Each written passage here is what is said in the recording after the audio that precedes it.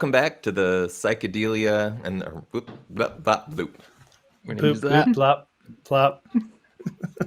Welcome back to the right-wing Psychedelia discussion on the Plus Three podcast. We left it off last week with sort of introducing the idea that psychedelic experiences can then give way into social openings, the opportunity for I guess, post-experiential meaning making and what happens within the communal or social context that people find themselves, and that's not a unique component of psychedelic experiences, right? That happens with all sorts of major life experiences. So I don't know, Pace, Neşe, what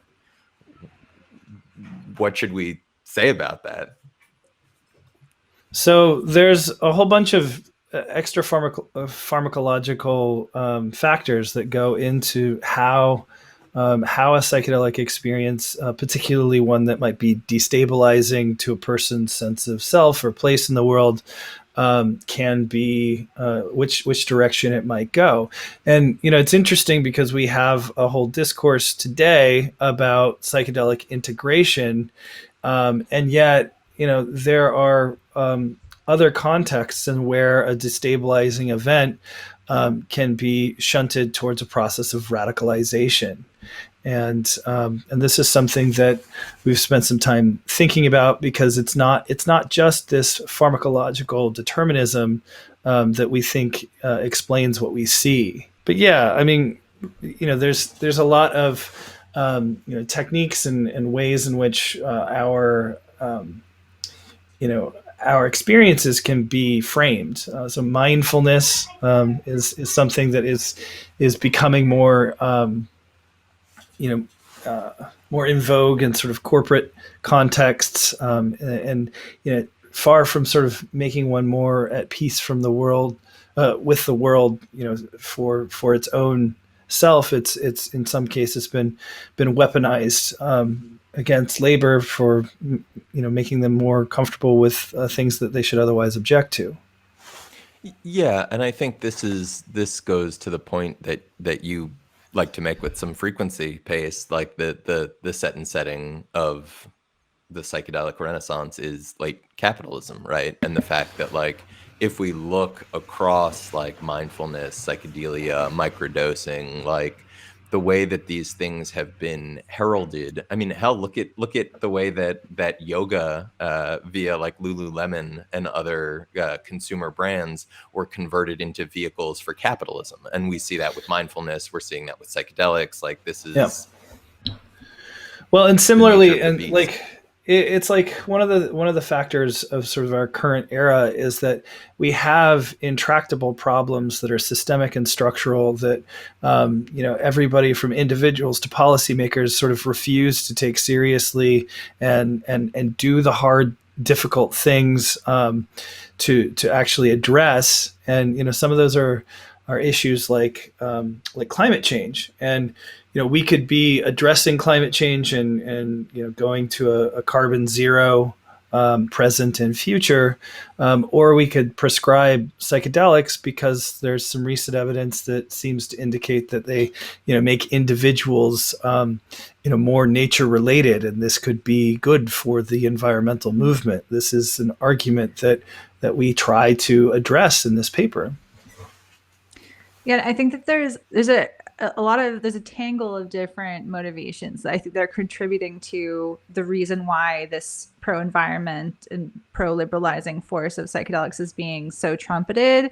I think part of it is that for corporate actors, it's being used to justify this like rapid scaling and global spread of psychedelic medicine, because there's explicitly people who are out there, including at times Michael Pollan, who are saying psychedelics might be the thing that is necessary to save the world and fix all of these social problems. And so there's a financial reason to jump behind that, from a corporate angle. But amongst the researchers, there's also a lot of motivation to, get that climate change money. It's like there's a lot of research kind of interest in environmental psychology and looking at potential solutions to the climate crisis that I think is encouraging people to go in that direction in some cases with the research. But as we'll take a look at now, there's a lot of questions about even though there have been some studies so far about environmentalism and psychedelics, part of that is due to the legacy of what cultures in the 20th and early 21st century have had the most access to psychedelics. And then two, the fact that there's correlational studies right now that are not actually making causative, claims about psychedelics aren't necessarily leading to these environmental kind of concern outcomes that they're measuring, but that they're associated historically. Yeah, Right. and I think just linguistically, even the way that certain researchers talk about it, I think is telling. I mean, to the points that came up in the last episode about expectancy, suggestibility, plasticity, like at the point where you have researchers talking about using psychedelics to induce nature relatedness, like to me, it's like, especially in the context of these broad authoritarian histories of psychedelia, like to me, I recognize the impulse to want your fellow human beings to care about nature and the environment and ecosystems and ecological integrity. But also when I hear researchers who are engaged in psychedelic research around plasticity and essentially like suggestibility, talking about we can induce nature relatedness, we can induce this different way of relating to the world around you, that's creepy to me. Like, especially when I think about histories of psychedelics for what do you call it? Gay conversion therapy and the like. It's like this doesn't just have application in this context that people think is positive, because why wouldn't you want to induce nature relatedness? It's like, what are the other applications if we're talking about inducing states of being? Well, what Neşe was talking about just a moment ago about some of the pools of research funds. I, having studied climate change myself for many years, I know that one of the questions that has bubbled up from people studying why with all of the data, with all of the harm that has already happened since we've been studying climate change, why do we still have problems with policymakers and the general public, taking it seriously? And a lot of it has come back to questions about the mechanisms of belief. And so we have a political divide in this country and international, at least we have historically, where scientists are not necessarily within the circle of trust for certain communities, and that would be true for questions about abortion and evolution just as much as climate change. And so some people are trying to figure out how to bring sort of some of those people back into a circle of trust and belief. Thought leaders in this space who are very influential, they do think that in order to, like, you do need to turn the people on, like the global spirituality. We need to export this. We need to export psychedelically induced.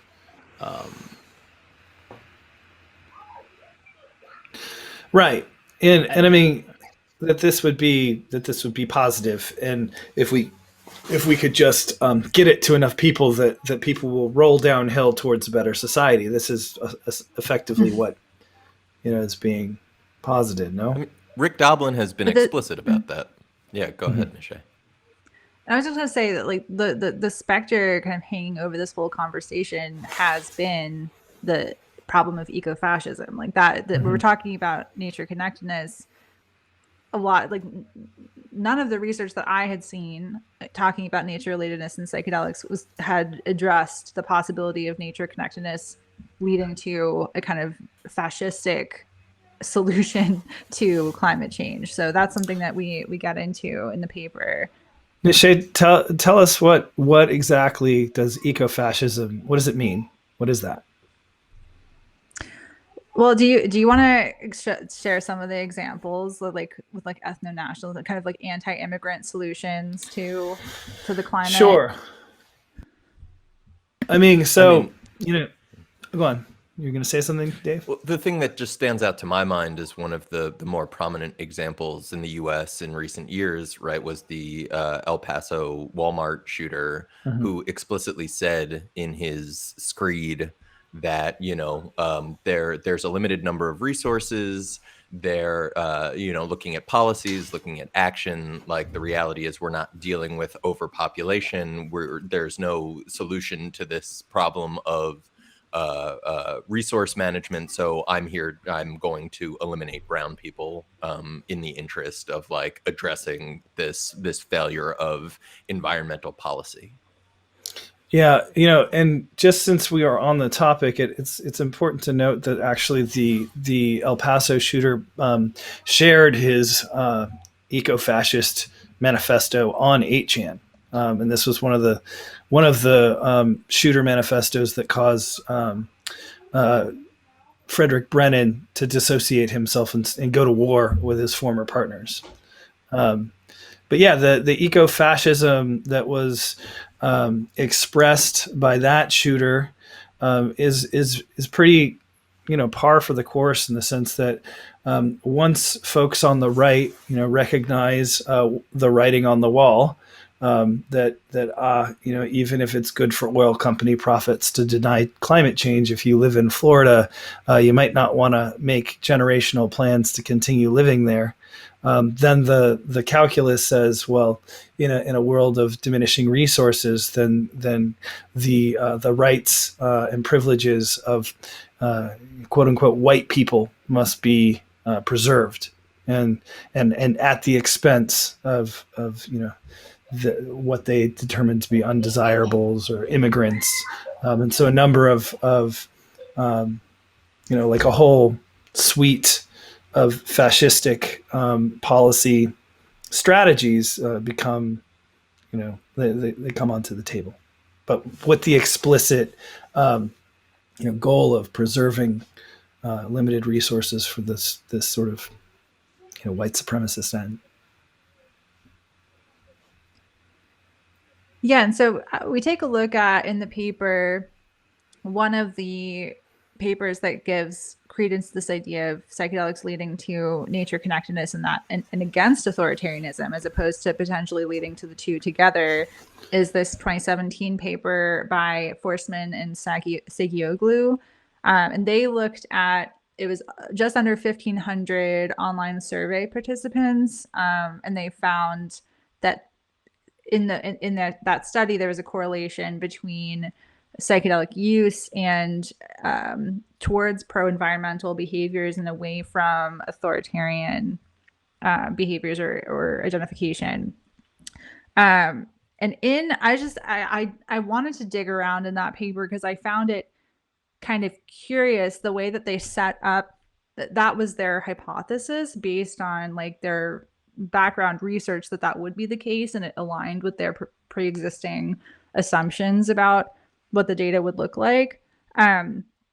But they had 2 citations only to explain why in the published literature why they expected to see political conservatism negatively correlated with psychedelic use and pro-environmental behavior. In the first paper, it was a study that said conservatives hold negative views about quote unquote recreational drug use. And this is something we get to later in the paper, that historically that might have been a barrier to some conservatives from engaging with psychedelics because of the law says don't do it.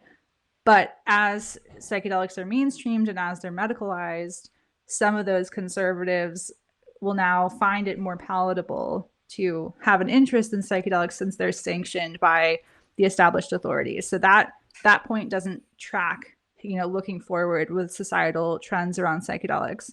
The second paper they cite is a 1994 paper by Schultz and Stone that found that right-wing authoritarianism was highly negatively correlated with environmental concern. And so they just drop those 2 citations and say that's why we think the data will go this way. But I poked around and I found that paper, and in the paper itself, the authors said that it was sort of a historical accident that at the time in 1994, the established authorities were anti, didn't care about climate and the environment, but they said that as the environmental degradation and increasing climate change becomes harder and harder to ignore, we're likely to see shifts amongst those right-wing authority figures to care more about the environment. So even in their source, they said that this stuff is not going to track once we project forward historically or into the future based on existing social trends. If we kind of carry those out and look forward, and then we're seeing that today, where increasingly, as climate change and the effects of climate change become harder and harder to ignore and become impacting some of the people that are in more conservative aspects of society, suddenly denialism is going down, and instead we're seeing a corresponding rise in things like eco-fascism and right-wing solutions, quote unquote, to climate change. Yeah, it's fascinating. Oh, go on, Dave.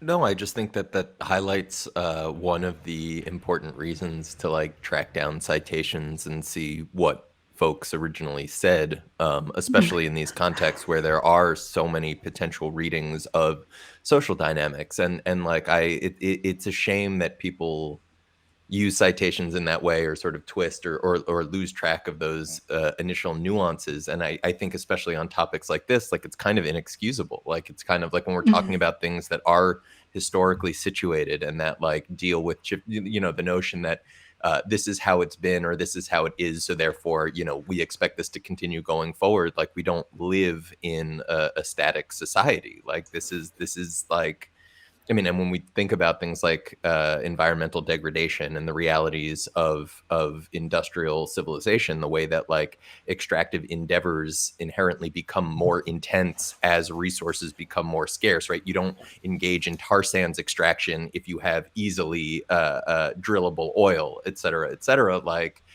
it's not like that level of exponential worsening, I think really needs to be factored into these kinds of analyses, especially as it starts to impact people and they realize, holy shit, like what solutions are at hand. The notion of a strong leader promising quick solutions via sort of eco-fascist ideologies should be, I think, a real concern to people. And as far as a Republican rebrand on climate change, I just Googled Republicans climate change. Wall Street Journal just had an article.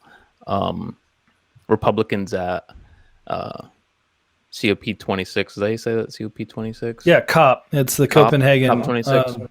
Every year they have a meeting to talk about how fucked we are. Republicans have a message. We care about climate change too. Gizmodo. We talked to congressional Republicans at UN climate talks about their, quote, rational approach. There are, there's a handful of articles, how the next Republican president can restore U.S. leadership on climate change. They can easily rebrand. That seems to be quite an easy one. It's an opportunity for, younger, newer politicians to kind of flank their, older counterparts. That's not surprising at all. Oh, the other headline was Savannah Morning News has an article. GOP is warming to climate change, yet focus remains on economic impact, not environment. Seems like could be a real easy one for Republicans to sell. And this is a point that we spend a little bit of time with in the paper, which is that when talking about ideology, focusing on a single issue, and then sort of conflating it with a broader ideology, as we are seeing in the case of environmentalism, it's dangerous territory. Because if you're trying to categorize somebody by a single proxy, true, in the United States right now, one can possibly predict somebody's political party affiliation based on their vaccination status, and yet it's not going to capture everything, and it's certainly not something that you want to bank on as we move into the future. Things are dynamic, as are belief systems. And it's not like Democrats are too far ahead of the pack here on climate change. This is some fairly new in the Democratic Party. As We being a wouldn't. We central would issue. not. We wouldn't have this issue if policymakers were, doing bold leadership on climate change. So Right. But yeah, Neşe, do you want to tell us a little bit more about what what you were exploring when you were digging into these topics? Yeah, I mean, it just speaks to where scholarship is at right now, right? That like you can just kind of handpick citations that superficially align with your pre-existing assumptions and then present it as if it's a kind of factual representation of kind of a universal human psychology as opposed to historically situated accidents in some cases.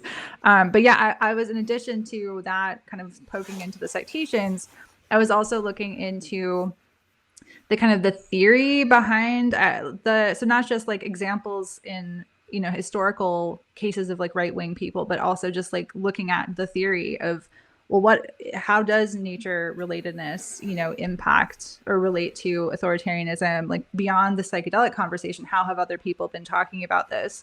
And so I was looking at deep ecology, for example, which a number of psychedelic researchers have cited as a potential explanatory kind of framework to understand why experiences of interconnection with nature might be linked to pro-social behavior around the environment on a societal level. And what the deep ecology movement, I'll just go into briefly because we talked about it in more depth in the paper, but in general, the reason it's called deep ecology is because it's contrasted with the kind of shallow or reformist ecology where you're kind of making small incremental changes and moralizing with people of, oh, you should recycle, you should do all of these things because your interests will be protected that way. From the deep ecologist perspective, meaningful change is only going to be possible by addressing the deep-seated sense of alienation and separation from nature, which is a kind of illusion that's in our contemporary culture, that we are separate and other than the natural world. And that by having an experience of interconnection, suddenly self-interest is environment interest, because it's like you are that. And so looking after yourself selfishly is also looking after the natural world. And that only by kind of hacking that are we going to get to lasting change that doesn't depend on people's willpower of do they feel like taking out the recycling today. So that's basically like the gist of deep ecology. But I became really interested. This is kind of preceding this paper, but the paper was an opportunity to kind of flesh it out, looking at some of the ecofeminist critiques of deep ecology, because some ecofeminist philosophers were looking at those ideas and kind of skeptical of the ways that it could slip into a more authoritarian perspective. And in the paper, I've kind of been getting at this idea where interconnection can be interconnection to hierarchy specifically. And when you feel that some people are more equipped to make certain kinds of decisions, some people are more competent, to use a word that Jordan Peterson likes to use a lot, it justifies, I'm connected to this whole thing that is us. And because I am uniquely conditioned through my ethnicity, through my upbringing, through my class, to be making certain kind of decisions, you need to follow my lead because we're one thing, And so in the article, I use the example of like deep ecologists, sympathetic philosophers talking about hunting, like we're all one, and then really fetishizing this hunt and kill of an animal. It's like, oh, because it is me. But the ecofeminist philosopher writing about that example is sort of like, well, that's not really in the animal's best interest. And so it's just giving an example of how when you're interconnecting to hierarchy, certain power structures that are pre-existing can kind of feed into this idea that you need to follow the leader because we're all connected, and that's being overlooked in the current emphasis on interconnection. This is kind of like a Joe Rogan thing here. Gonna go shoot some elks out in Alaska or something like that. You'll never feel more alive.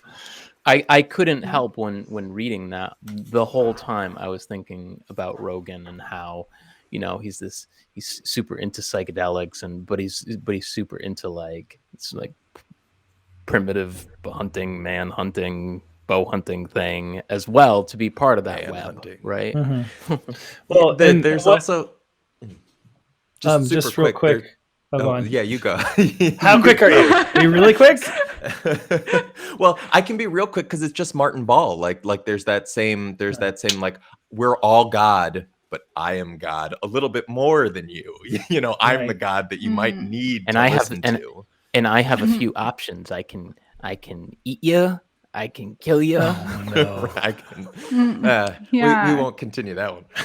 Yeah. Well, and this gets to, we cite. Oh, sorry. Yeah, you're going first. No, just what you were saying a moment ago about sort of the interconnection that's found in hierarchy. Like, other people have commented on this, in that it's like, this is what is really fundamental to authoritarians, is that it doesn't really matter so much where one is in the hierarchy. It's that the hierarchy is the organizing principle of life. And the definition that I used earlier in the paper, I pulled from Hannah Arendt's work way back in 1956, that I'm quoting, the authoritarian relation between the one who commands and the one who obeys rests neither on common reason nor on the power of the one who commands. What they have in common is the hierarchy itself, whose rightness and legitimacy both recognize, and where both have their predetermined stable place. Yeah, and that mutual connection to hierarchy as like a reason why some people really love to lick the boot, kiss the boot, is because their sense of identity and mission and well-being is tied to, well, at least I get to be this like pixel on the boot, and then that gives their life meaning.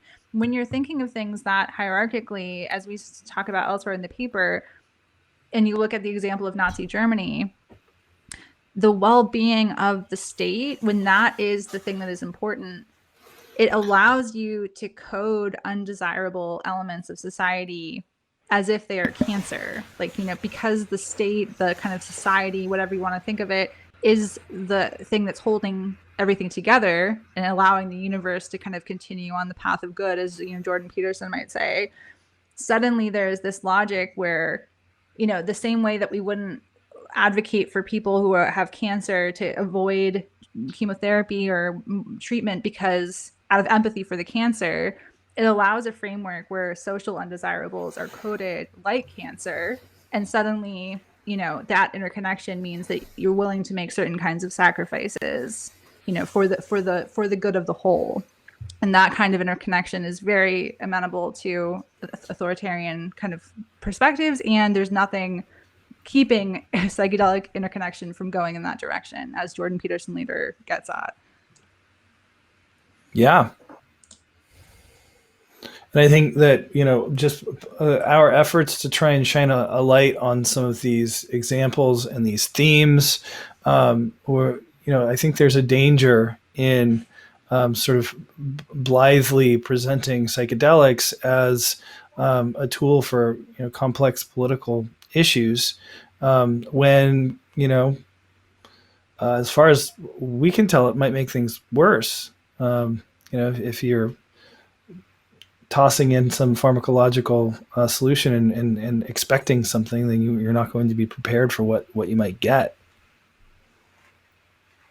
Yeah, I mean, it seems like there's a lack of self-reflectivity from some of the researchers who are doing this work. And I think I mean, look, and this is a line that I've thrown around a bit over the years, but like the manner in which like neuroscientists and clinicians, therapists seem to feel comfortable on weighing in on complex socio-political issues that have like, decades at the minimum sort of like discussion and theory and like real bodies of work undergirding them. Like if I walked into, a neuroimaging lab with the sort of disregard for the theoretical underpinnings and attempted to offer like authoritative commentary on I don't know, the state of neuroscience, like I would be laughed out of that lab.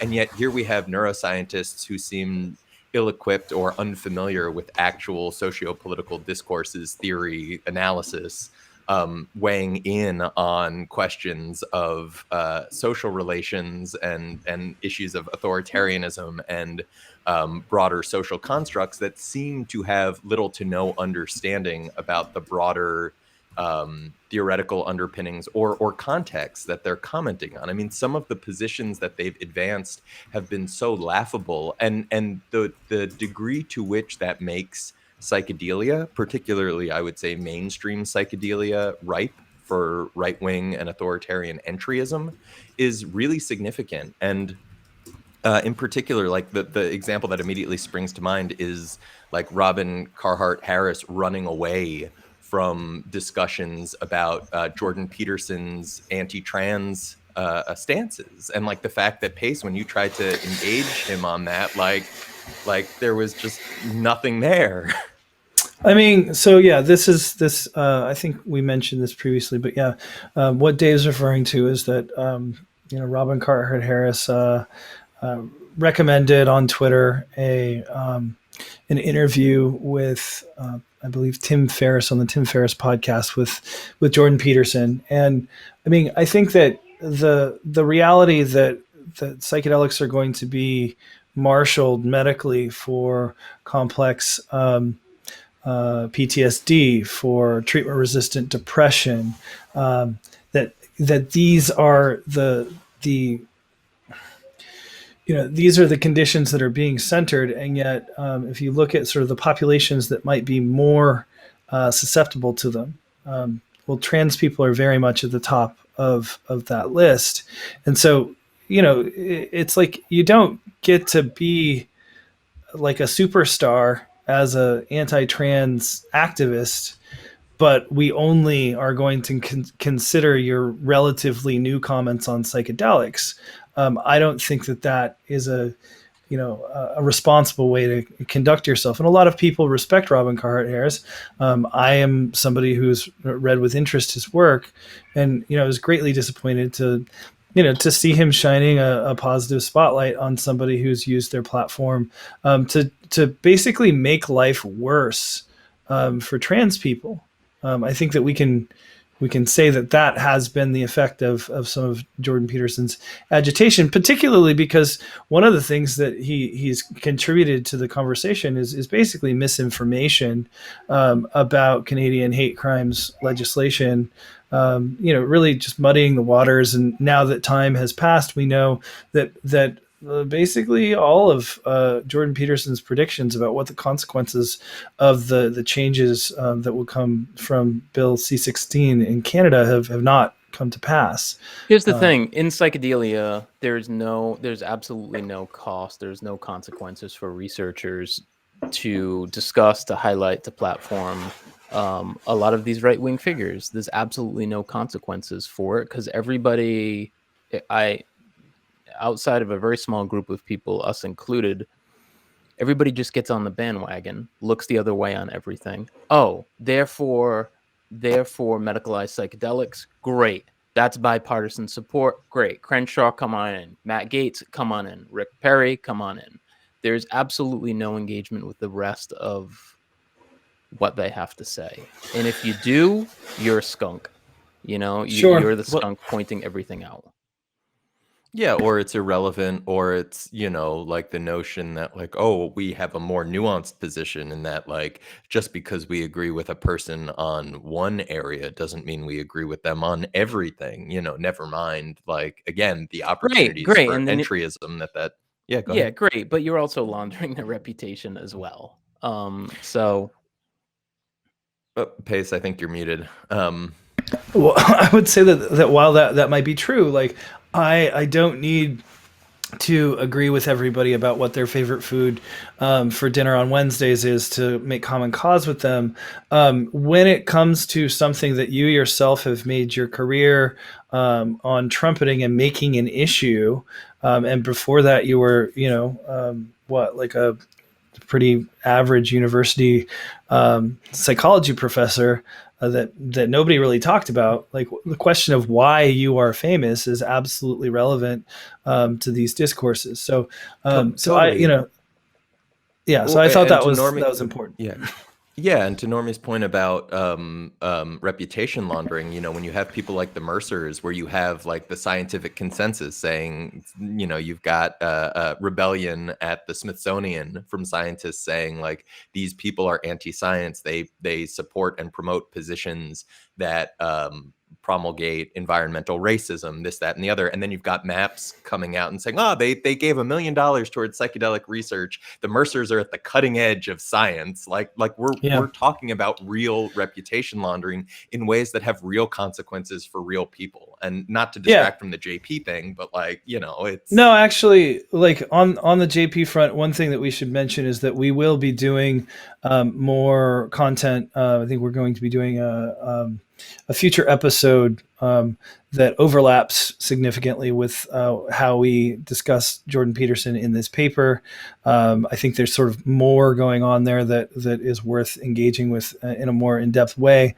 If you're curious to see how we treated it in the paper, we do encourage everybody to actually read the paper, which is open access at Frontiers. But why don't we just move on to the next section of the paper, which let's see.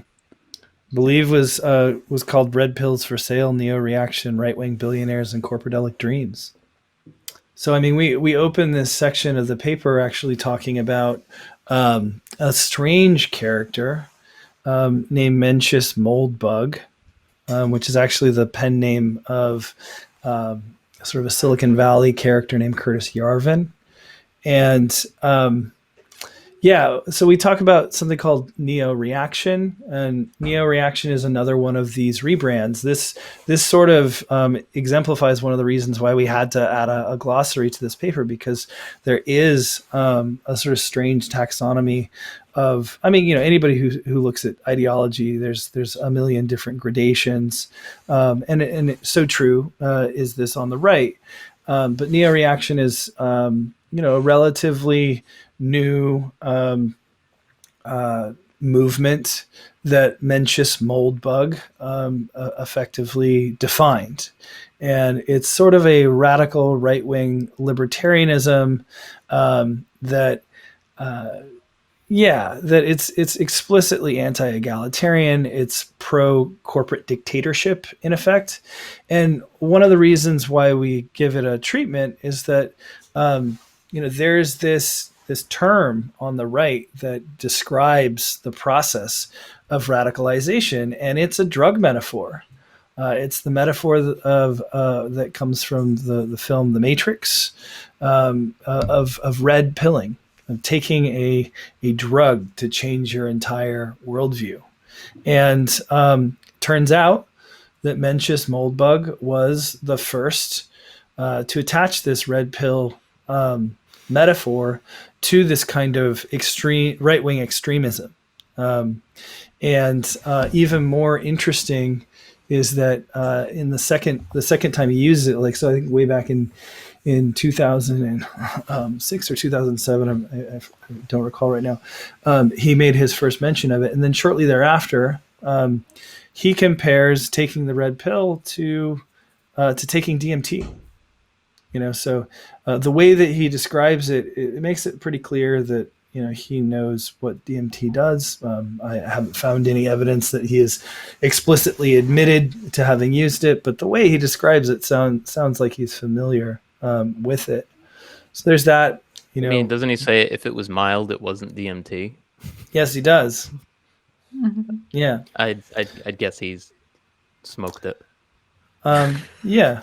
And being in Silicon Valley, it doesn't matter, if you lean right or left. You're probably going to bump into some people at a party who are going to offer you a strange drug or pill, and it's not surprising that these people have these experiences. It's also such a fascinating. It's not that it's a metaphor. It is a metaphor, but it's a softening. It's like a softening or an explanation for the I don't know, the the degree of extremism, right? Like the notion that there's no such thing as a gentle introduction to his blog, right? That or his unqualified reservations, right? He's basically comparing like you're not going to be introduced to this thing in a gentle way. It's going to be just as intense as a DMT experience. It's sort of like preparing people for the notion that like when you're going to get dropped into this extremist ideology, like prepare to be blown away. And like I just think it's a really interesting way of almost hiding the fact that was crafted, right? Like a DMT experience, like nobody put together that experience for you, right? You smoke or inject or drink whatever the drug, and then you have the experience. But when we're talking about unqualified reservations, like this is a crafted political ideology, philosophy, musing that somebody put together, and that is extreme, and that extremism can be located somewhere. And that drug metaphor, I think, does a certain job of camouflaging the fact that extremism was crafted. Yeah, and so apart from the drug metaphor, which I think was interesting, I had long heard people talk about red pilling, and among the incel community, even black pilling. But this metaphor is everywhere in the right and in the manosphere, the misogynist like pickup artist community, like all of these people are using this, and I didn't really know until starting to research this section of the paper where it came from, and to see it like from the get-go attached by a right-wing extremist to one of the the most potent tryptamines, at least experientially speaking. It's wild, and then neo-reaction has also been sort of used interchangeably with another movement called the Dark Enlightenment. It was sort of embellished upon by the accelerationist philosopher Nick Land, and both of these both of these philosophies are important because of who they influenced. The Dark Enlightenment and neo-reaction are extremely influential on very powerful figures like billionaire Peter Thiel and Steve Bannon. And so, paying attention to the sort of ideological and intellectual roots of the philosophies that are quite literally shaping the world that we live in, to find that even at that level, we can find psychedelics as being influential. First of all, points to another counterfactual to this assertion that they're going to make us all less authoritarian and more liberal, but also is just concerning.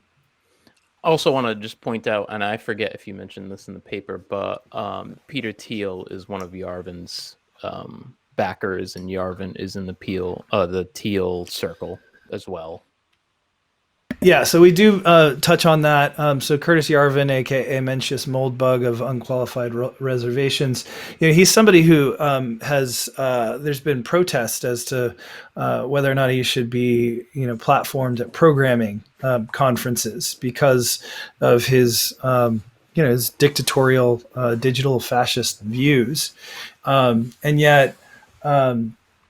He is the startup capital for his firm Tlon is how you say it. TLON.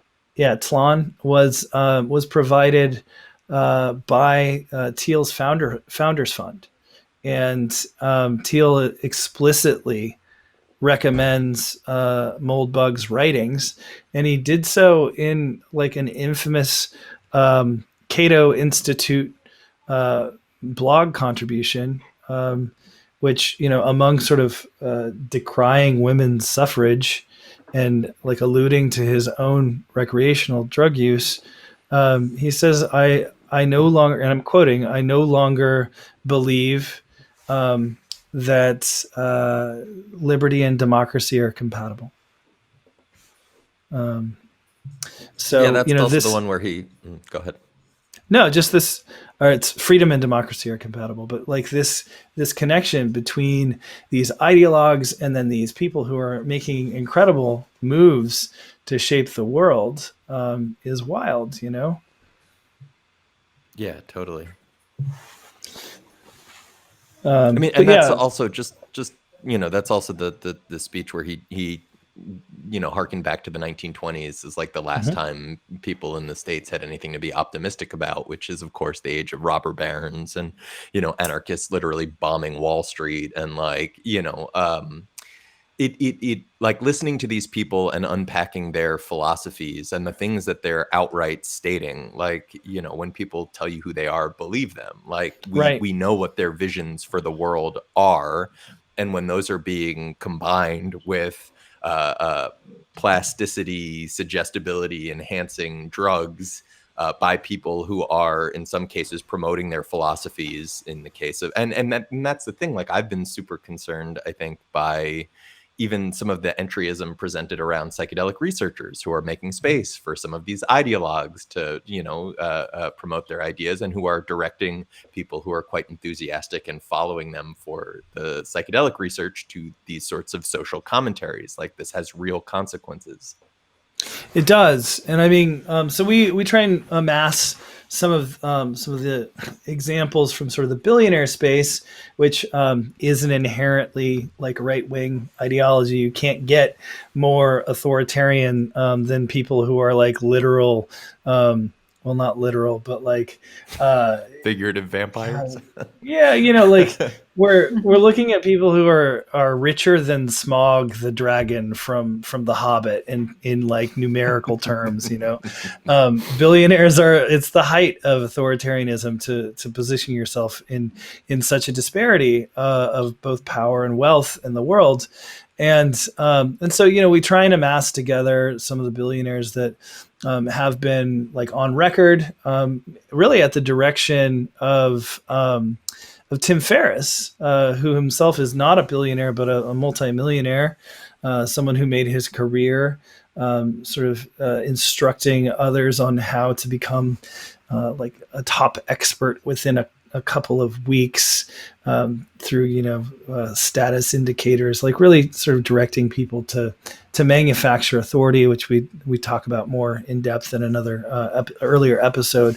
But Tim Ferriss, there's this famous quote from him that says, all of the billionaires that I know use psychedelics with some frequency, quite regularly, and this is has not caused them to direct their great wealth to housing the homeless or becoming less authoritarian, more environmental. I mean, quite the opposite, you could say. Like thinking about a Thai life sciences founder and chairman, Christian Angermeyer, who's also been involved with Compass and whatnot. Like, thinking about his conversation with Dave Rubin, where they're envisioning the future sort of psychedelic conservative, and the notion that psychedelics as like a vehicle for conservatism. And this actually ties into something Normie was saying before we started recording, sort of inviting questions about the narratives about psychedelic progressivism or what have you. And I don't want to steal the point. Yeah, I think if you take, at least in the United States, if you take, say, psychedelics for the last 70 years, I think that the 60s were an aberration in that psychedelia has generally been a more right-leaning, authoritarian experiment. The entire time, I'm really hard pressed to point outside of the 60s, and even in the 60s, it's like when you look at Leary and some of these other people, they're not like what you would consider leftists whatsoever. They're not, and then there's the whole differences between like the new left and the hippies and all that. I'm really hard pressed to find left-leaning people who are into psychedelia Well, But in a modern context, of course, because there's a long history of psychedelic use amongst indigenous peoples and such, and That's why I'm well, sort of starting here within within the United States in the last 70 Sure. years. we can also trouble that the same way. Like if we talk about anarchism, if we talk about leftism, if we talk about some of these concepts, right, to call certain indigenous cultures, even when they show similar tendencies as far as social organizing or social relations, like it's sort of anachronistic, or I don't want to say That's ahistorical, to label them as such, because there are certain political traditions. Like if you look at when anarchist or anarchism or leftism, like when these terms emerged, we're talking right. about indigenous societies that like predate those, and so Mhm. even if they're evidencing the same things, just wanting to flash that. And I think Yeah, to it's just a Normie's different point, thing. yeah, and it's important to recognize the similarities, and also, and to Mm. Normie's point about like the leftism or lack of it, I guess, if we look at the last 70 years of industrial psychedelic use. One of the things I found really interesting, like I recently went back and was reading, was hunting for an excerpt from Donald Cox's autobiography. He was a Black Panther. And one of the things I found really interesting is he mentions his experiences with peyote. And he actually talks about one of his friends, acquaintances, who was potentially the first arrest for peyote after it was criminalized. But the thing that really struck me about that passage was, as much as he presents it as like these interesting sort of formative experiences that clearly he had appreciation for, like if you compare the way he discussed his experiences with the current sort of revolutionary heralding of psychedelics, like it's so, and it doesn't read like he's downplaying it. It's just understated. It's just like, these were experiences, they were important, this was what they were like. And and then like his actual sort of revolutionary activities, it's not that they're disconnected from that. It's just that like these are all things that are presented together rather than like as this being the heralding of the revolutionary. I also Right. want to point out that the process of medicalization itself is inherently very conservative. Absolutely. Yeah. I mean, it's a very careful process that we're witnessing, and yet there's a lot of capital flowing into the space and into the project. Much of it being, led by Astonishing. people like Christian Angermeyer is the chairman and founder at Atai, and he has essentially said that he thinks that the world that we're building is a bad place for our brain, and so mental health issues will go up. He says, but I do think we have some real shots in our portfolio to end the mental health crisis. And yet, as we note in the paper, and as we've mentioned on this podcast and the reporting of others at symposia, Christian Angermeyer, it sits on the Presidential Advisory Council of Paul Kagame, the authoritarian strongman of Rwanda. And so it's just like one of the things that we spend a lot of time talking about in the paper are the extra pharmacological determinants of how a psychedelic experience is going to ultimately play out in a person's life. The extra pharmacological context of the political situation that one's in is a big factor. Human rights abuses and disappearances, these are the causes of post-traumatic stress disorder, of depression, of distress. Yeah, and to live in that environment, even as someone who is maybe not directly on the receiving end of those behaviors, to know that that is the social fabric that you are embedded in, that comes with real costs in daily life as well. And I think, if you guys are open to it, just a slight departure from the paper, talking about sort of the environment around the paper, but on the Kagame front, the fact that you've also got Angermeyer funding this study that MAPS is involved in, about examining ayahuasca for peace in the Middle East, essentially, like observational study about ayahuasca being drunk between Israelis, Palestinians, examinations of what those ceremonies look like. We've got an article on Symposia sort of problematizing some of the issues around that research. But when we've attempted, and specifically when Normie has tried to call attention to this online, the way that some of the researchers, particularly Lior Roseman, involved in that research, has attempted to, I would say, confound the critiques, right? Rather than engaging. For example, in the last round, he denied MAP's involvement. And when Normie provided receipts for, here are all of the indicators of MAP's involvement, Roseman went quiet. And there's this presentation, it's like this desire to be seen as progressive, or I think as some of these people would say, nuanced, where it's like, rather than engaging with the points of the critiques and the fact that their research is being funded by people who are associated with Kagame and clear authoritarian dictators, there's an unwillingness to engage and acknowledge, I assume because it problematizes their worldview or the way that they would like to conceive of their research. And that seems like a huge barrier to having open and honest discussions about the risks of these people in particularly authoritarians, right-wingers, in the context of psychedelic research. Yeah.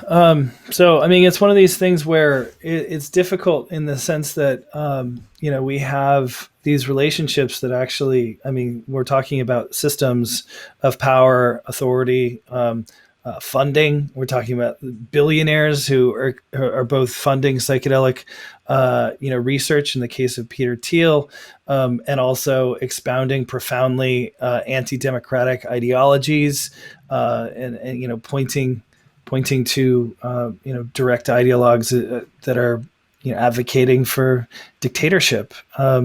So I mean, this kind of thing, it muddies the waters. I understand why some would want to avoid rather direct discussion about some of these things, because the reality of people's sort of allegiances can get uncomfortable when some of these contradictions are pointed out, and yet they remain. The reality is that these are the players on the field.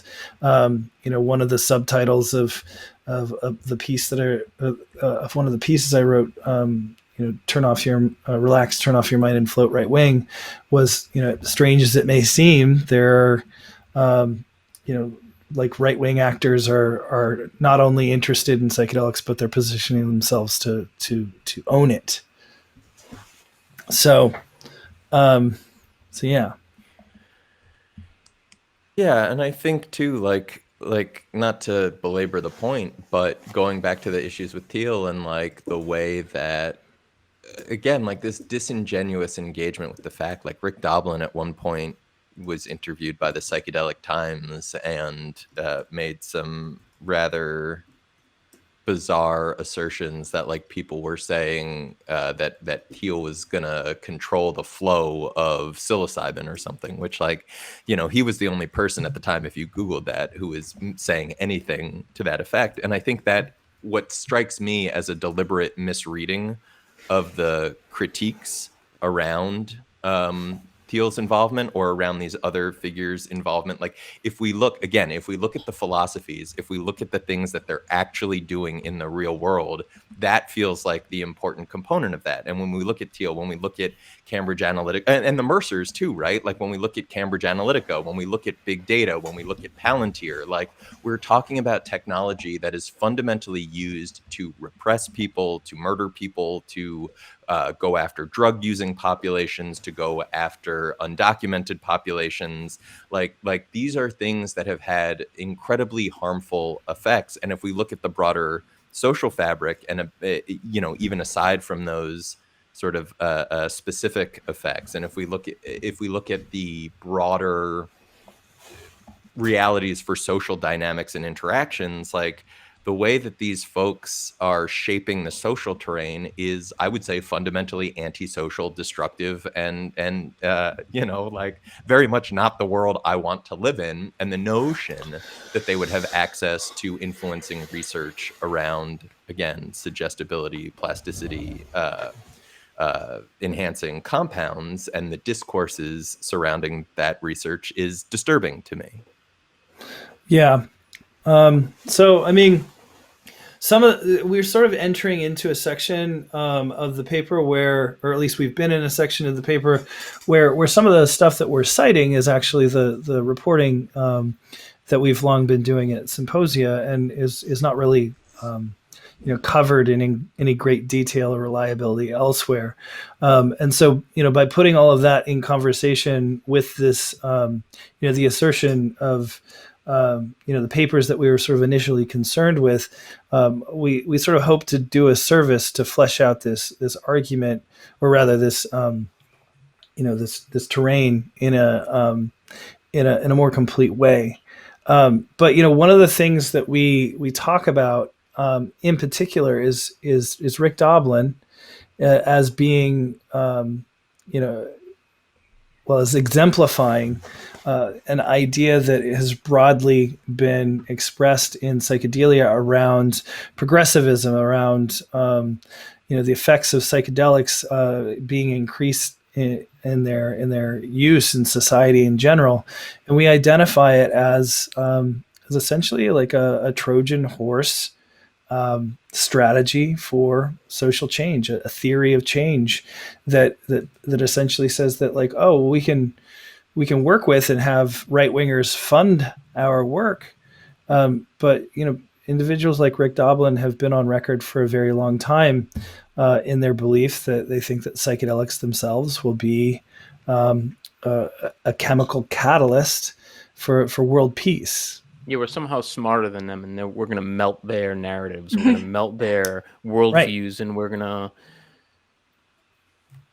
to sort of have a chemical coup on their right wing beliefs. Right. The idea that, like, psychedelic use is going to fix geopolitical issues, and they've been successful enough, to get power brokers, everything from billionaires to Congress critters to the Pentagon, to have these conversations.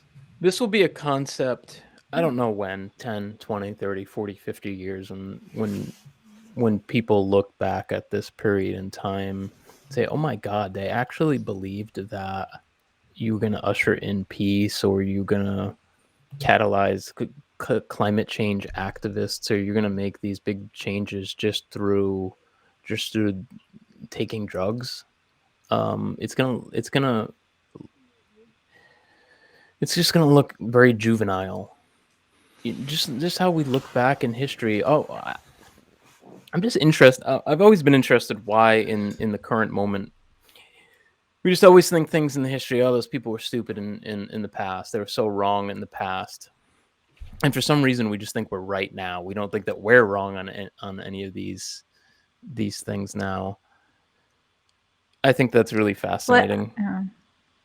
I think as like more extreme kind of right wing, et cetera, groups do get involved in the space, I think it's going to be harder and harder to say that so I think it's just a matter of time, before things kind of get to a point where these very simplistic notions, like, they just don't hold up clearly with the record. And it is interesting though to see. I'm very curious how, because when Rick Doblin's speaking to like people like Marianne Williamson and saying, oh, like extreme right wing people are just kind of trapped in their metaphors about reality and psychedelics will cure them and make them love everyone. I'm curious how his right wing benefactors view those sorts of statements. Like, do they think that he's just kind of like fooling the mainstream by like pushing this line for an instrumental purpose, or do they not hear him when he's talking to those people, or what is going on there? 'Cause there's clearly a disconnect, but they're not interested in psychedelics to make them less. If I was a rich and very powerful person, I would be probably using Rick Doblin as a vehicle to get my financial interests across, without a doubt. I don't care what he says. He has inroads to the FDA, to politicians, to regulators. I would personally be using them as a vehicle to, just how the cannabis industry used some nonprofits as a vehicle to pry the lid off. Once that cannabis legalization was sufficient, we back out. The train's kind of rolling. We already got the states that we need to get it in. Maybe there's minor lobbying and tinkering it in different states. I don't follow the cannabis industry very closely, but and again, this is why MAPS is preparing now to either take out a loan or do an IPO and to increase donors, sustainable donations month by month, because they are anticipating that there's going to be probably a big reduction in donors moving forward. Why would you donate when you can profit on an investment? But who knows about that? Every company is, except from Compass, is pretty much down 50% over the last year. So I'm kind of curious where that's going to even go. But yeah, if I was someone that stood to make money in my company, whatever, I personally don't care what he's saying. And so basically you're pointing to basically like all sides there kind of seeing the other as like a useful fool, or like, a strategic alliances for political purposes, that, the ends justify the means of kind of working together. Yeah, and they kind of need they need one another, because Dublin is like a root that's in search of nutrients. A root will go through the soil like looking for nutrients, and where's he going to get it? He's getting it. He's very savvy in that, and that's why MAPS has raised over its existence $100 million, around that number, something around there, because he's willing to take it from these people. And so then he's going to conform his belief to kind of like their ideology as well, to a certain degree. Yeah, I just want to point to as well, like the corrosive effects that it has on the field, because it's like when you are lifting up certain voices because they are aligned with powerful interests, or can lobby for the things that you want, it's having this effect where like the more widely known and read and listened to voices in the field are clustered around power in that way, and it's causing other ideas from variously minoritized or not right-wing aligned people to be less amplified in the space. And so Totally, that's just a concern of mine, where it's like the field could be so much more rich and interesting so it's not that people aren't doing interesting work, but those ideas are not circulating to the extent that ideas that are aligned with the powerful are circulating. And I think this also just exposes the historical facts, is that science serves industry. Science serves empire. Science serves capital. It doesn't. When you were talking talking about the root metaphor a moment ago, I was going to make a crack about Fritz Haber nitrogen, but oh my goodness! But I don't want to take us in that direction. Sorry, Well, I mean, I would just say that, like, just to speak to what Neşe was talking about, at the point where, individuals like Robin Carhart Harris or Roland Griffiths want to hobnob with Jordan Peterson, or with, Matt Gaetz, famous Trump supporting individual, and then later the field wrings its hands and says, why is our field so white, and why can't we get participants to join our studies to take our mind altering drugs? Like I don't know what to tell you. Like you're really missing the boat here. Like it's just these people are not seeking out, as has been pointed out by commentators of color on this topic, and other advocates for indigenous inclusion. Like you're not walking the walk that would make that a comfortable move for those populations. But Dublin isn't interested in walking that walk, as far as I can tell. I mean, if you look back at some of the discussion around issues like anti-police protests and the response to the murder of George Floyd and things like that, when MAPS put out their statement about working for collective liberation and anti-racism and this, that, and the other. Like, as I understand it, Rick was opposed to putting out that statement. And I suspect the reason Rick was opposed is because he understands that that's actually not the position. Like there are real tensions that I think people are avoiding looking at because they're uncomfortable and they're difficult, and they reveal certain truths that like are profoundly disturbing. Someone told Just to throw me not a few years ago that MAPS is really successfully. They have the trappings, they have the window dressing of psychedelia, in an effort to monetize the heads, at least early on, and now that's moved into the wellness folks and the yoga folks and more of the right wing folks. But it's been that way for a while. This isn't like a new phenomenon within the organization. And I just want to point out the reason that we kind of hammer on this is because MAPS is Rick Doblin. Rick Doblin is MAPS, and they are the leaders in influence in the space. They're the most well-funded, and they do control.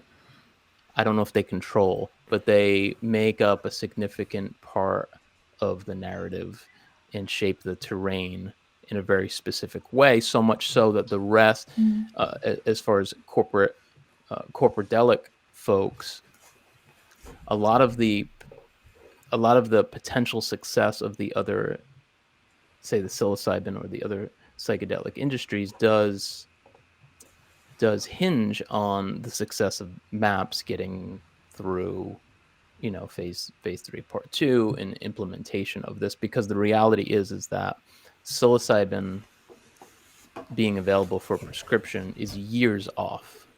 This is multiple years off. This is probably five years off at least. Whereas MDMA could be in the next 2 to 3 years. That's why we'll see about that. We'll see. Your face was great. So, but going from talking about the window dressing to to talk about the meat and potatoes, right? Like we've talked a bit about psychedelic cultures of authoritarianism and violence, and there's like, there are real systemic issues that are steeped here. And there was actually a paper that I think I shared with Neşe, but I hadn't read it fully at the time I shared it. And Neşe, you found like a bombshell passage in there dealing with the dyad that when you like kicked it back to me, like you blew my mind after that. And I'm curious. I was like, wait a minute, like what? Holy, yeah. Keep going though. Well, so there's a paper by Torsten Passy that deals with the early history of MDMA and psychotherapy, and he cites Deborah Harlow. So for folks who don't know, Deborah Harlow was involved in the Earth Metabolic Design Laboratories. That was the forerunner to MAPS. And she, in that paper, he presents, I guess, an interview with her or an account from her, where she lays out that the history of the male-female therapeutic dyad was as a result of Rick Ingrassi's sexual abuse of patients who were doing MDMA therapy with him.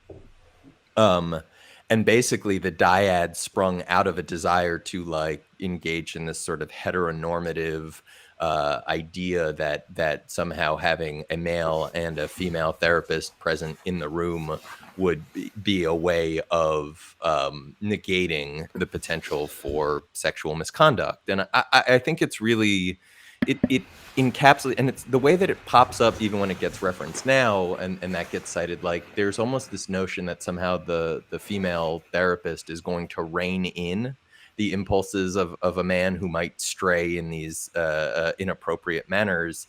And then basically since then, the claim is that like they found all of these other benefits to the dyad. But the thing that really struck me after Neşe pointed out that passage is that in however many years of going to psychedelic conferences and hearing people speak about the dyad and all of the benefits, I had never heard anyone acknowledge that history. And it seems like a kind of important history. Yeah, go.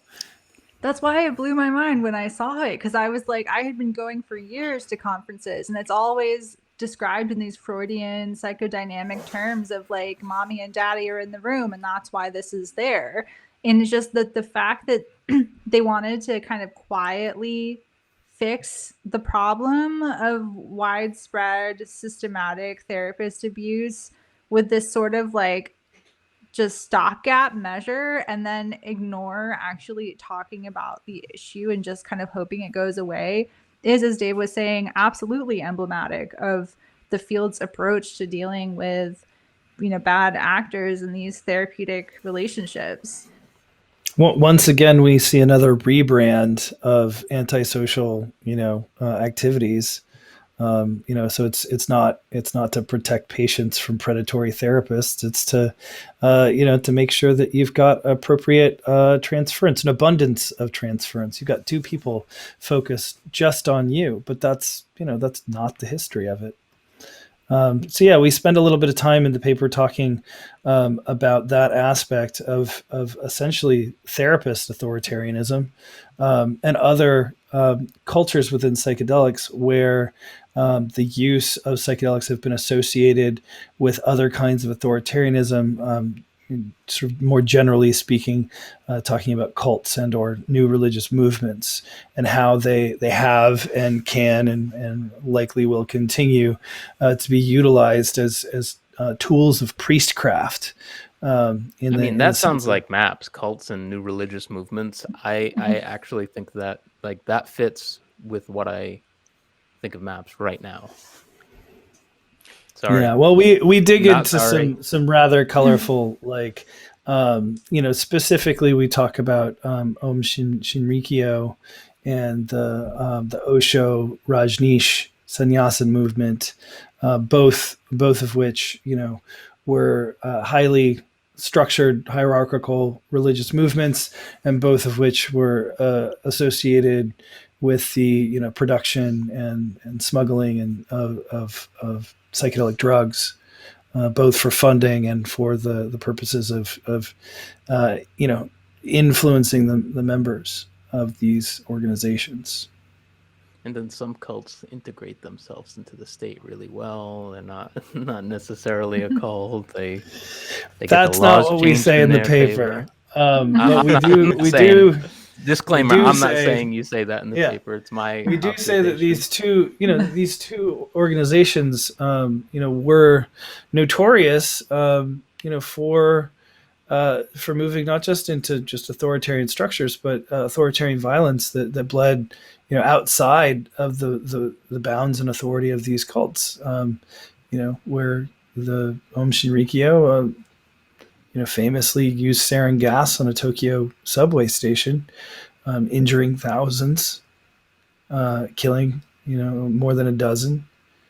And the Rajneeshis, the sannyasins, poisoned a salad bar, with salmonella, a biological agent that they had cultivated on purpose to influence a local election. So, and this isn't progressive behavior, Yeah. Totally. And Nick Sand's involvement with the Rajneeshis, like the notion, you watch Sand on the Sunshine Makers or whatever, talk about being a psychedelic warrior who wanted to turn on the world, and this notion of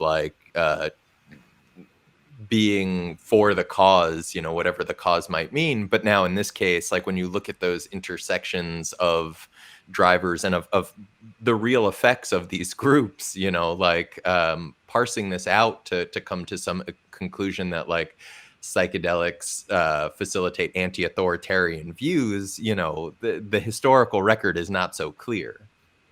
Yeah, I don't think the evidence is there for that. Well, according to Tim Scully, Nick Sand manufactured massive, and that is a quote, massive quantities of LSD while living in India, while in community with the Rajneesh ashram in Pune. And so, coupled with the fact that several of the sannyasins themselves not only had been, arrested in drug trafficking, but had stated quite clearly that it funded their efforts, we can probably, assume that those two events might be related. In any case, wonder. when Scully says massive quantities, you know, what? Yeah, how large are we talking about? Easily in kilograms, you know. Non-trivial amounts. For sure. You guys want to take us home? Yeah, I do just want to emphasize like the material conditions of like working on this paper, that like I was unemployed, PACE contingent faculty. We did this because we believe it's important, and you know, by the skin of our teeth, just kind of working on kind of sweat, blood, and tears like through. But it shouldn't be like this, is my point. The reason I'm bringing this up is that the way that the financial support is percolating through the field is very unequal. There's important ideas that are not being supported and that are not given adequate kind of, you know, backing to be able to comfortably explore some of this stuff. I mean, we kept talking about, imagine if we were adequately supported while we were doing this. Like it's such a difficult process, truly, because of how just precarious our lives were through it.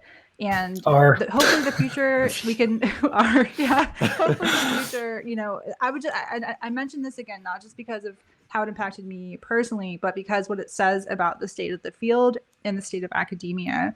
And also just emphasizing how, you know, humanities and other interdisciplinary skill sets brought to bear on these topics. The fact that I was able to poke around in the citations and point to holes in the logic, the fact that I was able to take Jordan Peterson's like meandering conversations and really fit together like a puzzle what it was that he was saying in a way that he never explicitly said, but I had to kind of like do all of this, you know, tinkering to make the pieces fit together. Those skill sets are important for psychedelic studies, and they are not being adequately supported. And I hope that the future we can kind of redress the fact that the forces most aligned with capital are the forces that are most supported and heard right now. Absolutely. I will say that Neşe's close readings are really wonderful, and it's and she's invaluable, fantastic at it. Really, it's a superpower. It's a superpower. I would also just like to, 2 seconds. Like the fact that you've got the Tim Ferrisses and Michael Pollins of the world saying, "Oh, we need people to do investigative journalism on psychedelia," and you know, and like the response that always seems to come, and it's like, "Yeah, but we're doing that," and it's like, "No, not like that." You know, like things that are comfortable for the millionaires and billionaires. We want the soft hitting investigations that like point to the thing in some vague, generalized way that don't make people feel uncomfortable. You know? We want win-win. We want win-win. Yeah, we need win-win journalists. Win-win journalism. Yeah, I mean, I would also just sort of add to what Neşe was saying in terms of like what it took to produce this paper. Like in general, this is an interdisciplinary skill set because it's not lightly that anybody challenges, you know, the peer-reviewed research of, you know, sort of internationally lauded neuroscientists. But if you've got sort of the skill set in-house to take a look at how experimental design works and doesn't work, it's fairly, you know, it's not something that we can expect out of just anybody reading one of these sort of scientific reporting papers to understand. At that time, and since the media is saying how mushrooms are going to cure fascism, you know, but throughout all of this, we dig into the literature and say, yeah, that in particular, the thing that you're talking about, that was 7 people who took psilocybin in a clinical study and then answered a 10-question questionnaire. So I'm not sure that is, you know, robust enough to validate these claims. And, you know, we're not just rock throwing, you know, negative individuals. We have things to contribute to this field. We also throw bombs. but you know, like some of that is like how should we approach these questions in the future if these you know, if what we've seen so far has been inadequate to address these issues, and so we do address some of that towards the end of the paper. I think for me, this paper was the most interesting thing that I've read in the space in a long time. and kind of reminded me that the field of psychedelics it should actually be really interesting and weird and connected to other aspects of life and actually interdisciplinary. Generally what I see, look, I'm not reading every scientific paper out there, but I am so fucking sick of medicalized psychedelic papers that I just can't do it. What, you don't want to read yet another meta-analysis of 6 sites that have I can't. heterogeneous data and are being used to make And claims it's not going to about X end number because of all these percent new of people are cured? compounds, all these new compounds haven't even gone through clinical trials, and it's just endless mountains of It's medicalized preclinical though. It shows promise in preclinical, preclinical. Great. assays. Yeah, wonderful. Preclinical The cell large culture responded to this alpha-betamine. preclinical large animal bioassays. Can we say that? It's about 10 people listening to this who will even understand that reference. But yeah, really, the paper's. I think the paper's fucking awesome. Phenomenal. I want to see a book on it, actually. And do you know how many hours of right-wing podcasts we would have to absorb to write a book on this topic? No, we just but need a nice billionaire funder. look, I want to put no time into it, and I just want to read it. You know, right? But no, I really congratulations to you guys on. I personally know the amount of time that you put into this, the amount of bullshit that has come your way, the amount of just assholes out there who are going to probably be going after you because you're coming after their dumb ideology in the first place. Well, I look forward to reading their paper, rebutting our points. Yep. Sure, great, and yeah, I mean, I think most of it is going to be pretty dishonest, anti-intellectual critique, air quotes. Well, we'll see what happens. I think it's an extremely valuable contribution to the space. I hope people take the time to actually read it, and I know that the two of you are approaching this from a very honest place and a place of rigor and scholarship. Well, thanks. That's my nice words. And and thanks for everybody who listened to us sort of walk through some of this stuff. I will say that we did gloss over quite a bit. This is an open access journal, so everybody should be able to read it if you find this interesting and want to know a little bit more about what we did. Yeah, and feel free to reach out if you have comments or questions. And I also want to say thank you to our Symposia supporters. Having just that, knowing that there's like folks out there who do care and who support the work that we do does mean a lot, and it keeps the the recording lights on and such like that. And we also the overhead of processing the podcast, etc. And we also recognize that, like, in the context of pandemic and social and economic realities of the moment, like, it's not always possible for people to give. So the other ways that people have supported us as far as like putting things out there about the work that we've been doing or making connections, or, in the cases where people have gone to bat for us as other folks have attempted to exclude us from various psychedelic spaces and discussions. Like it's actively an ongoing thing right now. I won't speak more to that, but yeah, it means a lot. And I just wanted to point out that support comes and can come in different forms. And check out, if you've got the cash, no pressure, but you can check out symposia.com/donate.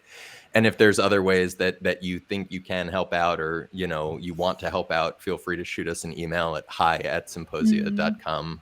We're always game for that. And you can send us your hate mail there. We'll read it on air. Mail that. Yeah, we will have some pretty cool new merch soon. Not yet, but correct, like new shirts and stuff. So that's not new shirts, and we're working on some. Yep. Working on it. Yeah, so. Been working on it. Yeah. Well, thanks so much for chatting, guys, and Yeah. thanks to all of the listeners. Thanks so much for doing the work. Sticking with us. Yeah. Totally.